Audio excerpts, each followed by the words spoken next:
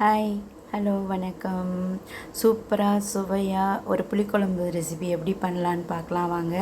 எல்லா காயும் போட்டு ஒரு புளிக்குழம்பு வச்சோம்னா அப்படியே கருவாட்டு குழம்பு மாதிரி இருக்கும்.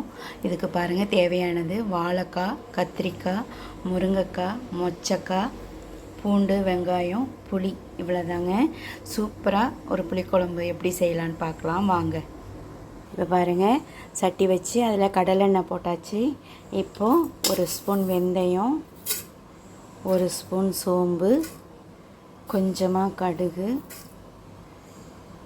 கொஞ்சம் உளுத்தம்பருப்பு, கொஞ்சம் ஜீரகம், இதை எல்லாமே போட்டு தாளித்து நம்ம செஞ்சோம்னா நல்லா டேஸ்ட்டாகவும் சூப்பராகவும் இருக்கும். இப்போது இதை கடுகு பொரியட்டும்.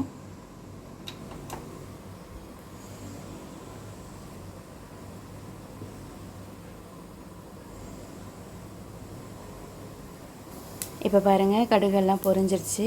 நம்ம வெங்காயம் இந்த மாதிரி காரக்குழம்புக்கெல்லாம் கட் பண்ணி போடுறத விட நசுக்கியோ இல்லை மிக்சியில் ஒரு சுற்று விட்டோ போட்டு தாளிச்சிங்கன்னா அது இன்னும் நல்ல டேஸ்ட்டாக இருக்கும். இந்த மாதிரி மிக்சியில் ஒரு சுற்று விட்டு தாளிச்சிங்கன்னா செம்ம டேஸ்ட்டாக இருக்கும். நல்லா வெங்காயம் சேர்ந்த மாதிரி இருக்கும். இதை நல்லா வதக்கிக்கிங்க. இப்போ பாருங்கள், வெங்காயம் நல்லா வதங்கிடுச்சு.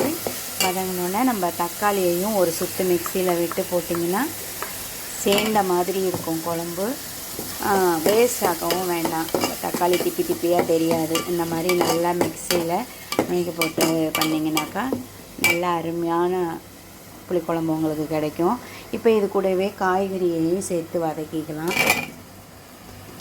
கத்திரிக்காய், முருங்கைக்காய், வாழைக்காய், மொச்சக்காய் எல்லாம் போட்டு நல்லா வதக்கிக்கோங்க.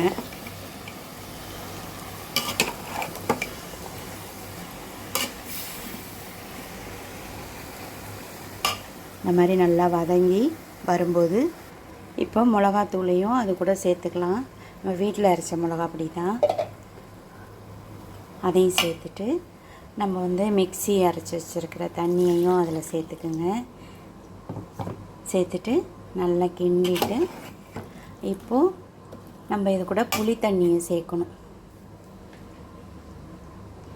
பாருங்கள், புளி தண்ணியை நல்லா வடிகட்டி இந்த மாதிரி சேர்த்துருங்க. சேர்த்து நல்லா கிண்டி விடுங்க. இப்போது எல்லாம் போட்டாச்சு. இப்போ இதுக்கு தேவையான அளவு உப்பு போட்டுக்குங்க. உப்பு பார்த்துட்டு அப்புறமா உப்பு கரெக்டாக இருக்கான்னு பார்த்துட்டு போட்டுக்கலாம். மறுபடி போட்டுட்டு நல்லா கொதிக்க விட்டு காய் வந்ததுக்கப்புறம் இதை இறக்கிடலாம். இப்போது இது கொதிக்கட்டும். எப்படி கொதிக்கிறான் பாருங்கள் காரக்குழம்பு. சூப்பராக புளிக்குழம்பு ரெடி ஆகிடுச்சு.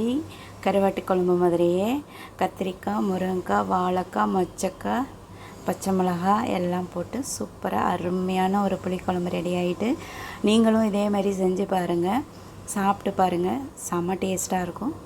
Okay, thank you. சப்போர்ட் பண்ணுங்க.